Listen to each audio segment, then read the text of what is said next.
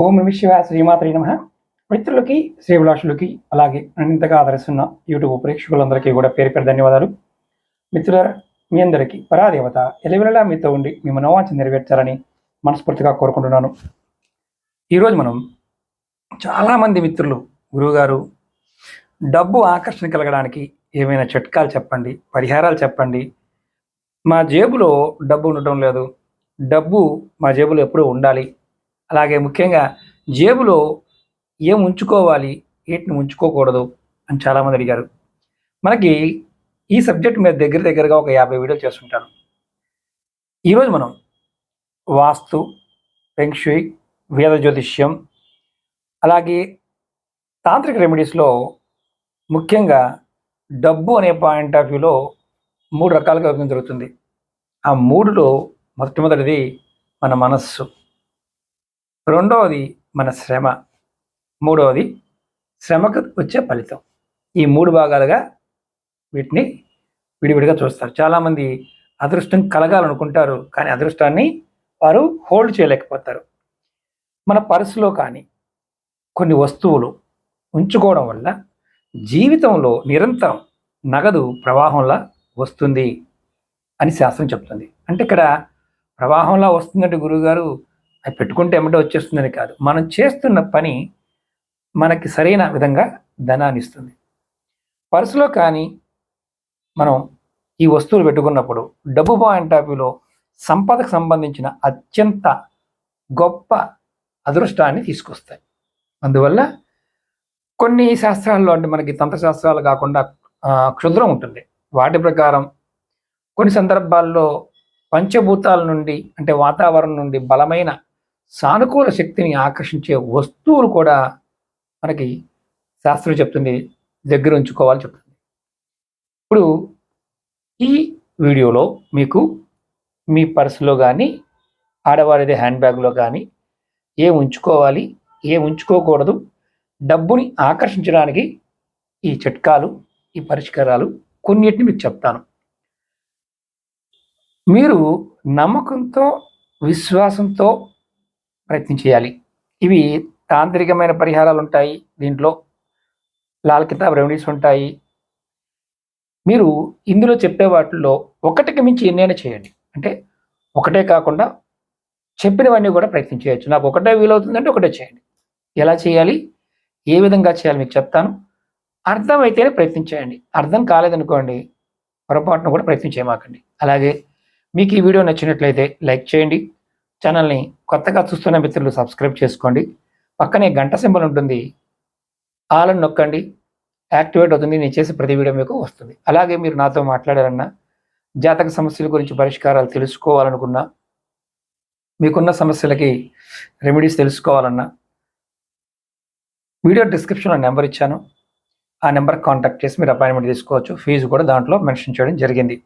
9440593655 ఈ నెంబర్కి కాంటాక్ట్ చేసి కూడా మీరు అపాయింట్మెంట్ తీసుకోవచ్చు. ఈ నెంబర్కి వాట్సాప్ చేసి కూడా మీరు అపాయింట్మెంట్ డీటెయిల్స్ తెలుసుకోవచ్చు. అలాగే తాంత్రిక వస్తువులు, వాస్తు సంబంధ వస్తువులు కొనుక్కోవాలి, తీసుకోవాలనుకుంటే మన ఈ-కామర్స్ వెబ్సైట్ అక్షయ నిధి మార్ట్ ఆ లింక్ కూడా వీడియో డిస్క్రిప్షన్లో ఇచ్చాను. మీరు Facebook link, WhatsApp group link కూడా ఇచ్చాను. మీకు ఇంట్రెస్ట్ ఉన్నవారు జాయిన్ కావచ్చు. ఇప్పుడు మనం ఎలా చేయాలి, ఏ విధంగా చేయాలి చెప్తాను. ముఖ్యంగా వైదికంలో డబ్బుని ఆకర్షించే యంత్రం, అంటే ఆకర్షణ కలగడానికి ఈ యంత్రం మనం పర్సులో పేపర్ రూపంలో కానీ, కాపర్ రూపంలో కానీ, వెండి రూపంలో అయినా సరే ఈ యంత్రాన్ని జేబులో, పర్సులో కానీ, బ్యాగ్లో పెట్టుకోవచ్చు. అందులో ముఖ్యమైనది శ్రీ యంత్రం, రెండవది కుబేర యంత్రం. ఈ చిన్నవైనా పెట్టుకోండి. ఇవి 2 ఉండటం వల్ల ఈ చాలా శక్తివంతమైన యంత్రాలు.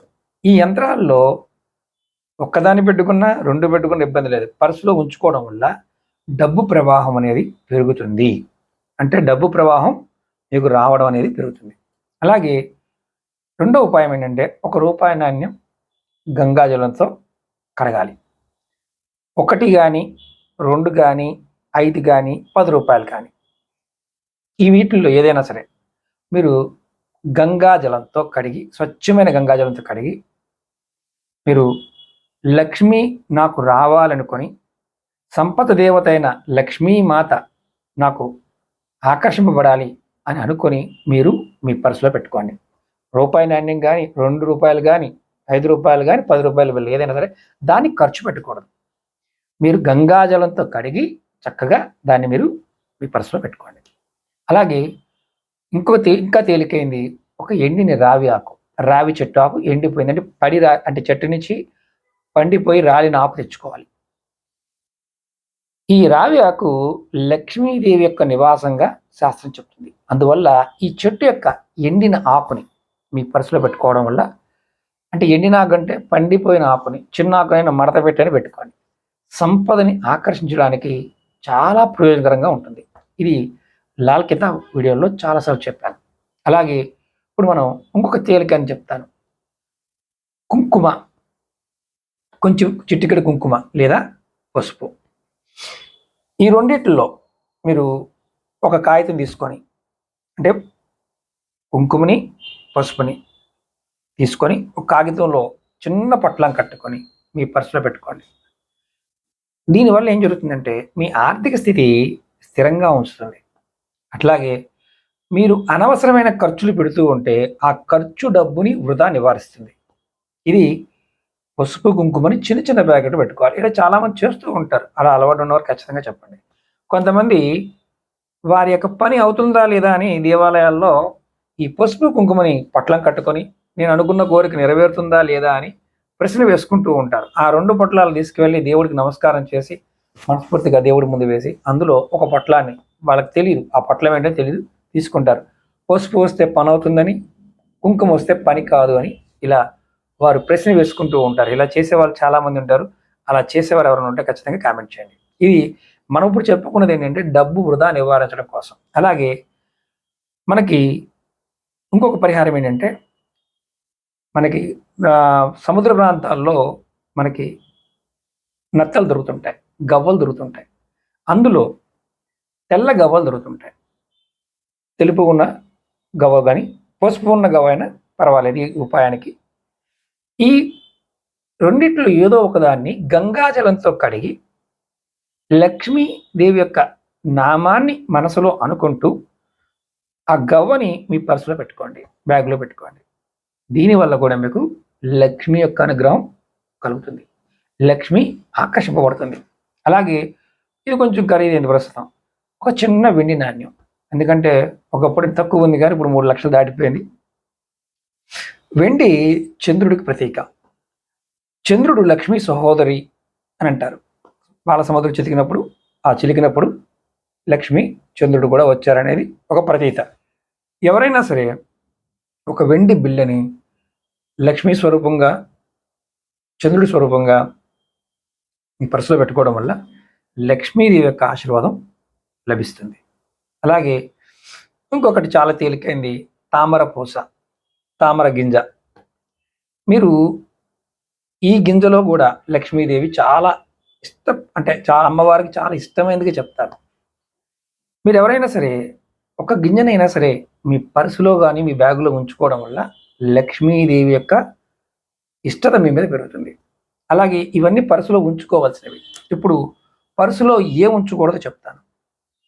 పర్సులో పొరపాటున కూడా పాతవి, చిరిగిన రూపాయలు కానీ, అంటే నోట్లు, కరెన్సీ నోట్లు ఉండకూడదు. అలాగే మనకి కొంతమంది పేపర్లు, రసీదులు అంటే బిల్లులు, పనికిరానివి కాగితపు ముక్కలు చాలా పర్సులో ఉంటాయి, అవి ఉంచుకోకూడదు. అలాగే ఫోటోలు, అంటే కొంతమంది ఏం చేస్తారంటే ఇష్టమైన హీరోలు, హీరోయిన్లు ఇలా ఫోటోలు పెట్టుకుంటూ ఉంటారు చాలామంది, అవి కూడా పెట్టుకోకూడదు. అలాగే అశుభ వస్తువులు అంటే ఏంటంటే మనకి బ్లేడ్లు కానీ, ఇనప వస్తువులు కానీ, మేకులు కానీ పర్సులో పెట్టుకోకూడదు.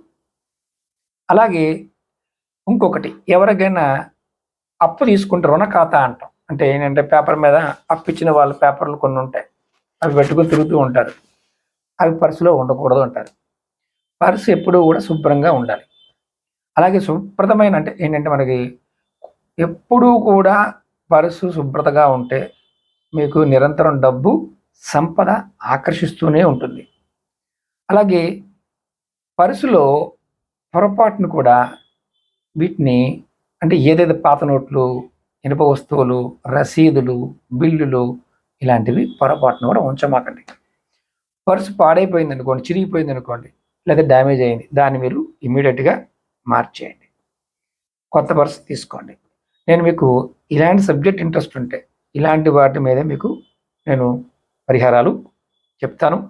ఇందులో మీరు అన్నీ పెట్టుకోగలిగితే అన్నీ పెట్టుకోవచ్చు, లేదంటే ఒక్కటి పెట్టుకున్న ఫలితాన్ని పొందుతారు, లక్ష్మి యొక్క అనుగ్రహం పొందుతారు. ఇది నమ్మకంతో విశ్వాసంతో చేయాలి తప్ప మీరు చెప్పారండి నేను పెట్టుకున్నాను నాకు ఇంక కలిసి రాలేదండి అనేవారు కొంతమంది ఉంటారు. మీకు కలిసి రాలేదా, పొరపాటును కూడా ప్రయత్నం చేయకండి. అలాగే ఎవరికి కలిసి రావండి ఇవన్నీ ఇలాంటివి అంటే, జాతకంలో ఏలునాటి శని నడిచేవారికి, అర్ధాష్టమి శని నడిచేవారికి, అలాగే రాహువు కేతువు శనితో కలిసి ఉన్న, రాహు దశ నడుస్తున్నప్పుడు, నీచ స్థితిలో ఉన్న గ్రహస్థితి ఉన్నప్పుడు ఈ పరిహారాలు చాలా వరకు పనిచేయవు. ఎవరికైనా జాతకంలో శని మహర్దశ నడుస్తున్నా, ఏలునాటి శని నడుస్తున్నా, అర్ధాష్టమి నడుస్తున్నా వారికి ఎంత చేసినా 30% మాత్రమే ఫలితం ఉంటుంది. అంతకు మించి ఫలితం మనం ఊహించడానికి కూడా కష్టం. మన జాతకంలో ఉన్న దోషాలు అనేవి తొలగి కొంత ఆగగలిగితే మనకి ప్రకృతి సహాయం చేస్తుంది. ఎవరికైతే ఇలా బాధపడుతూ ఉంటారో అలాంటి వారు, అంటే శని నడుస్తుంది గురువుగారు, రాహు బాగోలేదు గురువుగారు, కేతు బాగోలేదు గురువుగారు అనేవారు కూడా ఇవి పెట్టుకోవచ్చు. కొంత ఫలితాన్ని వారు కూడా పొందుతారు. అలాగే మీకు ఈ వీడియో నచ్చినట్లయితే లైక్ చేయండి, ఛానల్ సబ్స్క్రైబ్ చేసుకోండి, పక్కనే ఉన్న గంట సింబల్ని యాక్టివేట్ చేసుకొని ఈ వీడియోని 10 మంది మిత్రులకి షేర్ చేయండి. ఓం నమః శివాయ, శ్రీమాత్రే నమః.